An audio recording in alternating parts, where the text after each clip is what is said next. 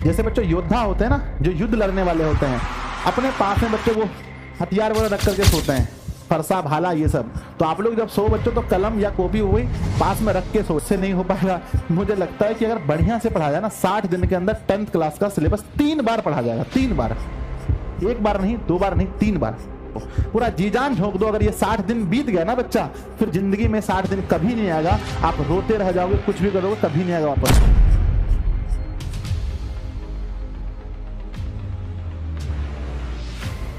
हाँ तो नमस्ते जी। हम उम्मीद करते हैं कि इस वीडियो को देखने के बाद आपके अंदर प्यारे बच्चों आग लगेगी और आपके अंदर वो जोश और जुनून एक बार फिर से पुनः जग जाएगा, जो बच्चों स्टार्टिंग में आप लोग के अंदर था कि सर मुझे तो करना है, मुझे तो फूरना है, मुझे तो पूरी मेहनत करनी है और प्यारे बच्चों हमारे रिजल्ट को जो हमने ठाना है वहां तक हमें पहुंचाना है। बच्चों इस वीडियो को देखने के बाद आपके अंदर एक पागलपन आने वाला है और आप बहुत मेहनत से पढ़ने वाले हैं। आज इस वीडियो को आप थंबनेल देख रहे हैं, यहाँ पर लिखा गया है कि 60 डेज, बच्चों यहाँ पर घड़ी साइन बना हुआ है, कंप्लीट योर सिलेबस, यानी 60 डे के अंदर आपको कंप्लीट सिलेबस करना है। और बच्चों मैं आपको तरीका बताने वाला हूं 60 डे के अंदर कैसे आप सिलेबस पूरा कर सकते हो। तो बच्चों चलिए हम देखते हैं 60 दिन में ही पढ़कर 90% मार्क्स कैसे लाएं। बच्चों सोचो, अगर उन समय का एग्जाम कैसा होता होगा जब 100 में से 100 नंबर का बनाना होता था, है ना, जब 100 में से 100 नंबर बनाना होता था, उस समय का एग्जाम कैसा होता होगा। अभी आप लोग का एग्जाम बच्चों 200 में से 100 नंबर का बनाना होता है। तो बहुत सिंपल एग्जाम है बच्चों, बहुत सिंपल एग्जाम है। आइए, हमारे पास जो विषय होते हैं, अगर आप 10th क्लास के स्टूडेंट हैं तो हमारे पास विषय होते हैं इस तरह के। हमारा होता है बच्चों math, science, social science, Hindi या उर्दू, संस्कृत या नन हिंदी या बच्चों इंग्लिश, ये हमारे सब्जेक्ट होते हैं। बच्चों मिनिमम आप लोग मुझसे पूछते हैं कि सर आप मुझे बताइए कि सेल्फ स्टडी कितना घंटा करना चाहिए। सेल्फ स्टडी के लिए बच्चों मिनिमम देखो 6 घंटे और 7.5 घंटे, 6 से 7.5 घंटे तक आपको मिनिमम सेल्फ स्टडी करना चाहिए। इससे कम अगर आप सेल्फ स्टडी कर रहे हो तो आप बहुत अच्छा अंक नहीं ला सकते हो। मैं ये नहीं कहता हूं कि आप अच्छा अंक नहीं ला सकते, लेकिन बहुत अच्छा, मतलब 450 प्लस करने के लिए आप कितने भी ब्रिलियंट स्टूडेंट हो, कम से कम इतने सेल्फ स्टडी तो आपको करनी ही पड़ेगी ना भाई। कम से कम मेरे बच्चे आप देख सकते हो कि 2 घंटे कम से कम आपको बच्चों मैथ्स में देना चाहिए, कम से कम साइंस में 1.5 घंटे और सोशल साइंस में 1.5 घंटे, उसके बाद हिंदी में 1 घंटे, हिंदी या उर्दू में, और संस्कृत और बच्चों है ना, संस्कृत और नन हिंदी में कम से कम 1.5 घंटे आपको देने चाहिए अगर आप चाहते हो तो। ये आपका टाइमिंग है, इतना टाइम आपको देना ही चाहिए अपने स्टडी में। अब देखिए, अब ये आपकी कमजोरी और मजबूती के अनुसार आप समय कम और ज्यादा कर सकते हैं। मान लीजिए कि मेरा मैथ अच्छा है तो मैं 1 घंटा ही दूंगा, और मेरा अगर मैथ कमजोर है तो मैं मैथ को 2 की जगह 2.5 भी दे सकता हूं। ठीक है, ये डिपेंड करता है आपके ऊपर। अब ये बच्चों अंतिम मौका है, अंतिम दाव है खेलने का। आप सब कुछ लगा दो। आप कभी शतरंज के बारे में सुने हो मेरे बच्चे? अंतिम जब समय आता है ना, तो जितने भी आपके पास मतलब मुख्य चीजें होते हैं सबको लगा देना पड़ता है, आगे भेजना पड़ता है ना। युद्ध के बारे में जानते हो ना, जब युद्ध होता है तो सबसे शक्तिशाली योद्धाओं को लास्ट में भेजा जाता है। तो अपने अंदर का वो भी जगा दो, ठीक है ना। देखते हैं मेरे बच्चे, सबसे पहले जब हम लोग मैथ करते हैं तो हमारे पास 3 ऑप्शन होते हैं। पहला, कुछ वीडियोस देखने पड़ते हैं जिसको बच्चों लाइव क्लासेस में देखो या फिर रिकॉर्डेड। नेक्स्ट बच्चों आपको होमवर्क करना पड़ता है, और तीसरा है बच्चों क्वेश्चन बैंक। तो इन तीनों में से आप लोग कहते हैं ना कि सर सेल्फ स्टडी आप करते रहते हो, सेल्फ स्टडी में करना क्या होता है। तो बच्चों देखो, सेल्फ स्टडी में हमें सबसे पहले अपने लेक्चर कंप्लीट करने होते हैं। जो लेक्चर कंप्लीट नहीं हुआ है, मान लो कि आपका अभी मैथ पढ़ रहे हो आप और आपका बच्चों ट्रिगो नहीं हुआ है, या मान लो कि आपका प्रयाक्ता वाला चैप्टर नहीं हुआ है, तो बच्चों सेल्फ स्टडी में घर में बैठ करके इस वीडियो को आप आना, इस वीडियो को आपको देखना है। वीडियो में बच्चों एप्लीकेशन पर जाना है या यूट्यूब पर सर्च मार करके वीडियो खोजना है। जिस टीचर से आप पढ़ना चाहते हैं उसकी वीडियो को 2 गुनी स्पीड पर, कम से कम 1.5 या 2 गुनी स्पीड पर बैठ के देखना है। यही सेल्फ स्टडी है। अगर बच्चों आपका अगर लेक्चर कंप्लीट हो चुका है, आप पूरा चैप्टर के लेक्चर्स देख चुके हैं, तो आपको करना चाहिए क्या? होमवर्क में क्या करना चाहिए आपको बच्चों? आपको एनसीईआरटी बुक से इंपॉर्टेंट सवाल जो आपको लग रहा है उन सवालों को लगाना चाहिए। नेक्स्ट है बच्चों क्वेश्चन बैंक आपको या तो सेल्फ स्टडी में आप वीडियो देखो, या तो बच्चों इंपॉर्टेंट क्वेश्चन लगाओ, या डायरेक्ट आप क्वेश्चन बैंक निकाल करके 2014, 15, 2016, 17, 18 इसको बनाने का प्रयास करो हर सब्जेक्ट का। ठीक है, अगर आपको सेल्फ स्टडी में समझ में नहीं आता है आपको क्या करना चाहिए, तो कुछ मत करो, बस क्वेश्चन बैंक निकालो। और हर टाइम पर, जब बच्चों आपका मैथ का टाइमिंग सेट है, जब साइंस का टाइमिंग सेट है, बच्चों दिन में आपको कम से कम पता है सेल्फ स्टडी के लिए कितनी बार बैठना है। बच्चों या तो आपके जितने सब्जेक्ट हैं इतनी बार आपको सेल्फ स्टडी के लिए बैठना है, या बच्चों आप ये कर सकते हैं एक बार में बैठे तो 2 विषय को पढ़ें। लेकिन मैं ऐसा आप लोगों को कभी नहीं कहूंगा कि एक साथ बैठकर आप इतने विषय पढ़ें। बच्चों आप एक बार बैठें 2 घंटे के लिए, फिर थोड़ा सा रेस्ट लें, फिर बैठें 2 घंटे के लिए, फिर थोड़ा सा रेस्ट लें, ऐसे करके पढ़ाई कीजिए। ठीक है ना। तो ये आपने देखा कि बच्चों कम से कम एक विषय को इतना टाइम अभी देना चाहिए, क्योंकि मैं भी जब विद्यार्थी था तो इस समय में मिनिमम इतना टाइम तो मैं भी एक विषय को दे रहा था। बच्चों आगे बढ़ते हैं कि है ना, कई बार आप देखे होंगे मेरे बच्चे कि हम लोग अभी भी फुल कोर्स में पढ़े हैं, अभी भी हम फुल बैचेस के वीडियोस को रिवीजन कर रहे हैं। बच्चों फुल बैचेस में क्या होता है ना कि फुल बैचेस में पूरा लेक्चर धीरे धीरे से पढ़ाया गया है और हर पॉइंट पर चर्चा किया गया, लेकिन अभी जो आपका समय है, समय बहुत कम है। तो बच्चों आप क्रैश कोर्स के लेक्चर को देखना ज्यादा कोशिश कीजिए। किसी भी टीचर का पढ़िए, मैं ये बच्चों नहीं कहूंगा कि भाई आप ड्रीम 450 का क्रैश कोर्स लो, किसी भी टीचर से पढ़ो, पर क्रैश कोर्स की वीडियोस में जैसा बच्चों मेरा ले लो, तो ना हमने आपको मैथ पढ़ा दिया, पहला चैप्टर पढ़ा दिया मात्र 3 दिन में, मैंने आपको 8वां चैप्टर पढ़ा दिया मात्र शायद 3 लेक्चर में। तो बच्चों 3-4 लेक्चर में जहां पर आपके बच्चों सिलेबस रिवीजन हो रहा है, तो क्रैश कोर्स जरूर ज्वाइन करना और वहां से पढ़ो, क्रैश कोर्स से पढ़ो, ठीक है ना। नेक्स्ट फिर क्या आता है मेरे बच्चे, कई बार आप देखते होंगे कि आपको कहीं जाना होता है, जैसे आपको कहीं बाहर जाना होता है, तो आप बहुत जल्दीबाजी में होते हैं और जल्दीबाजी में इतना फास्ट आप काम करते हैं कि उस काम बिगड़ जाता है। तो काम बिगाड़ना नहीं है, इसलिए मैंने अगला पॉइंट रखा है कि मेरे बच्चे टाइम बहुत है, 60 दिन इनफ इनफ इनफ बच्चों, बहुत होता है 60 दिन।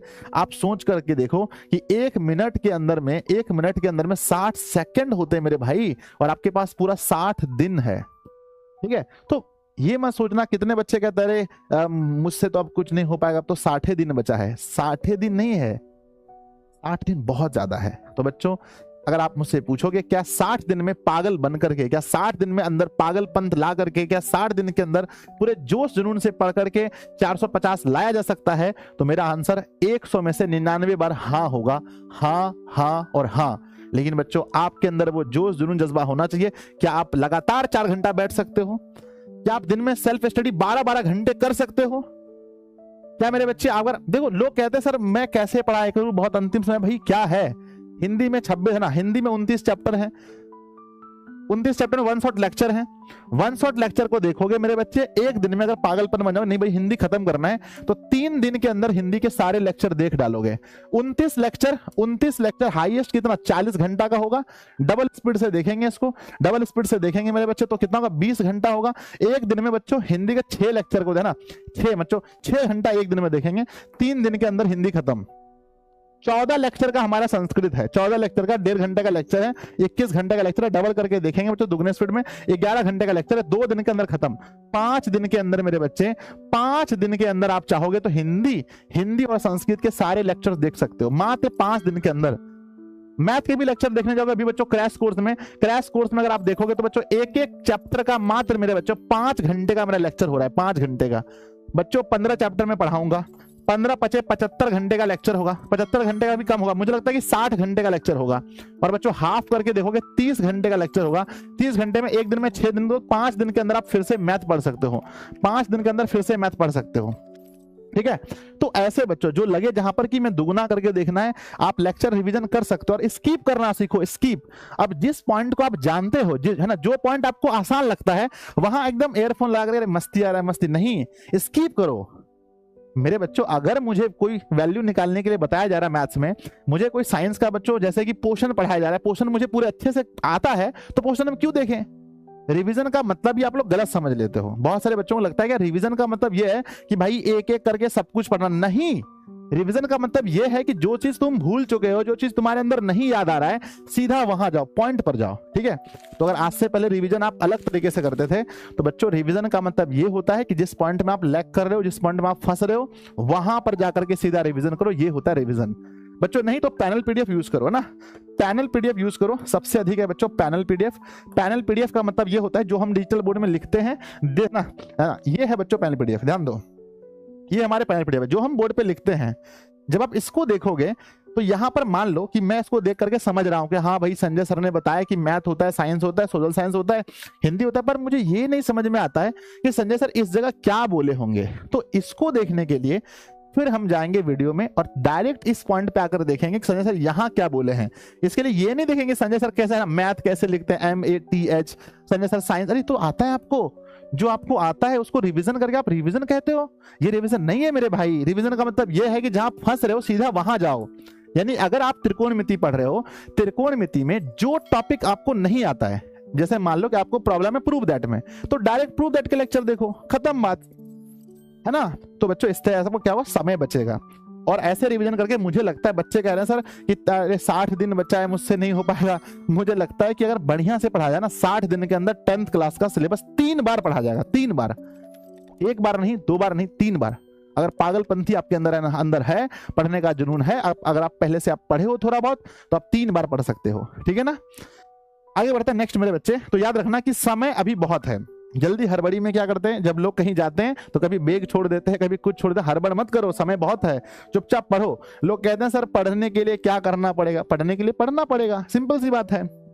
नेक्स्ट मेरे बच्चे कहते हैं कि 2 मंथ में बच्चों मेडिकल निकल सकता है। मेडिकल मतलब बच्चों कह सकते हैं नीट की एग्जाम है ना, जो नीट का पेपर होता है, जो JEE का पेपर होता है बच्चों, ये 2 महीने के अंदर निकल सकता है। ऐसा हम नहीं कहते हैं, ऐसे स्टूडेंट ने निकाल कर दिखाया है ना। बहुत सारे बच्चों के इंटरव्यू रखे हैं जहां पर उन्होंने एफर्ट डाला है और 2-2.5 महीने के अंदर बच्चों रिजल्ट ला के दिखाया है। आप ऐसा नहीं हो कि एकदम साफ कुछ नहीं पढ़े हो। 2 महीने को कम मत समझो, 60 दिन इनफ होता है बच्चों लास्ट का, ठीक है ना। नेक्स्ट हमारे पास क्या है, नेक्स्ट है मेरे बच्चे की बेसिक नॉलेज से। अगर आपके अंदर बेसिक नॉलेज है बच्चों किसी भी चैप्टर का, तो सारे ऑब्जेक्टिव को आप किल कर दोगे, खत्म कर दोगे सारे ऑब्जेक्टिव को। सारे ऑब्जेक्टिव का बच्चों अगर कोई अच्छा पब्लिकेशन का ऑब्जेक्टिव बुक भी खरीद लेते हो आप बच्चों, क्वेश्चन बैंक के ऑब्जेक्टिव ला लो तो नहीं बच्चों, तो रात है ना। नहीं तो बच्चों लास्ट मेरा एक सीरीज आता है रामबाण सीरीज, बच्चों मैं आपकी जिम्मेदारी लेता हूं 100% ऑब्जेक्टिव सही कराने की। तो ऑब्जेक्टिव के बारे में सोचना मत, मैं इतनी प्रैक्टिस कराऊंगा आपको। जब रामबाण सीरीज जनवरी महीने में लेकर आता हूं, वहां बच्चों मैं रामबाण आपको करवा दूंगा। मेन है बच्चों क्या कि डीप नॉलेज और थिंकिंग चाहिए सब्जेक्टिव के लिए। तो बच्चों किसी भी चैप्टर का सब्जेक्टिव बनाने के लिए ही आपको डीप नॉलेज चाहिए। ऑब्जेक्टिव तो ऊपर ऊपर पढ़ने से भी हो जाता है। तो हमें सब्जेक्टिव पर फोकस करना है, ना कि ऑब्जेक्टिव पर। सब्जेक्टिव पर फोकस करने के लिए बच्चों अभी से ही आप सोचना अच्छा सीखो और खुद से लिखने का प्रयास करो, क्योंकि एग्जाम में आपको बोलना नहीं है, एग्जाम में आपको लिखना है। बोलना है क्या नहीं ना, लिखना है। तो लिखने की प्रैक्टिस आपकी होनी चाहिए, है ना। और ये 60 दिनों के अंदर ही आपको राइटिंग अपना सुधारना पड़ेगा। नेक्स्ट है मेरे बच्चे की नया चीज, ध्यान दीजिएगा, नया कम सीखें, प्रैक्टिस ज्यादा करें। 200 में से 100 नंबर बनाना है। हम क्या है ना कि हम नया सीखना चाह रहे हैं कि भाई इस चैप्टर में नया कुछ बात है, सर बोले हैं नया कुछ सीखना चाह रहे हैं बच्चों, नया सीखना बंद करो, है ना।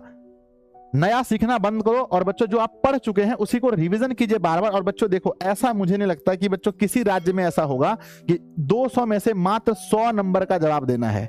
यानी बच्चों 200 नंबर का क्वेश्चन पूछा जा रहा है और हमें 100 का जवाब देना है। मतलब समझो बच्चों कि आपको 2 पेपर मिल रहे हैं और किसी एक पेपर का जवाब देना है, वो भी दोनों के क्वेश्चंस मिला करके।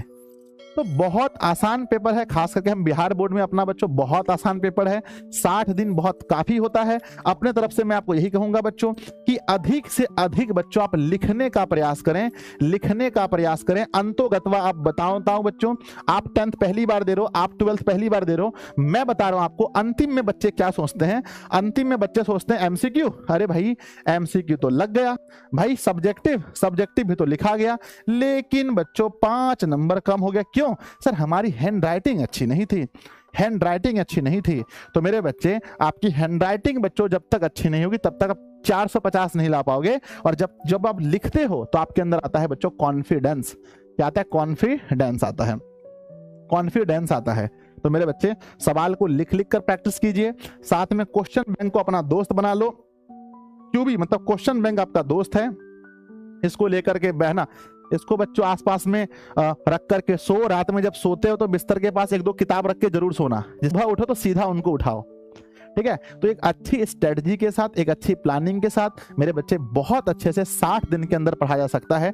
चलिए, मैं जितने इस वीडियो में बोला मैं एक बार फिर से आपको बता देना चाहता हूं। पहला, सेल्फ स्टडी का घंटा बढ़ाओ, मेहनत ज्यादा करो।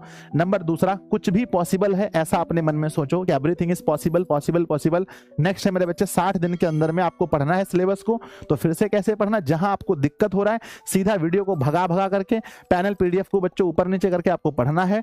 और बच्चों विश्वास रखिए, 60 दिन काफी होता है, विश्वास रखिए। अपनी हैंडराइटिंग पर काम कीजिए, अपनी हैंडराइटिंग पर पढ़ना अच्छे से काम कीजिए। क्वेश्चन बैंक को बच्चों उल्टा उल्टा के देखते रहिए, ठीक है ना। और ज्यादा टेंशन मत लो। आप अगर रैंक 1 का देखोगे या रैंक 2 का देखोगे बच्चों, सब कुछ बहुत नॉर्मल है। वो लोग, अपने ऊपर विश्वास कीजिए। कभी उन्हें भी नहीं पता था कि वो बच्चों टॉपर बनेंगे। अभी जो आप में से जो वीडियो देख रहे हैं, जितने बच्चे मेरी वीडियो देख रहे हैं, इसमें से ही बच्चों लगभग बहुत सारे, आधे बच्चे तो यहां से टॉपर होने वाले हैं। तो आपको खुद नहीं पता कि आप टॉपर बनने वाले हो। मुझे खुद नहीं पता था बच्चों कि मैं स्कूल टॉपर बनूंगा। मुझे लगता था कि अरे बहुत लोग पढ़ते होंगे ये वो। विश्वास करो, लेकिन पढ़ना कम भी मत करो, पूरा जी जान झोंक दो। अगर ये 60 दिन बीत गया ना बच्चा, फिर जिंदगी में 60 दिन कभी नहीं आएगा। आप रोते रह जाओगे, कुछ भी करोगे, कभी नहीं आएगा वापस, ठीक है ना। तो बच्चों मन से पढ़िए। आपने बोला मुझे मोटिवेट करने, मैंने मोटिवेट कर दिया कि 60 दिन काफी होता है। आप 10th के हो 12th के हो, कोई फर्क नहीं पड़ता। आप बच्चों एक रूटीन फॉलो करो, अच्छे से पढ़ाई करो, रिवीजन करने का तरीका अपना चेंज करो।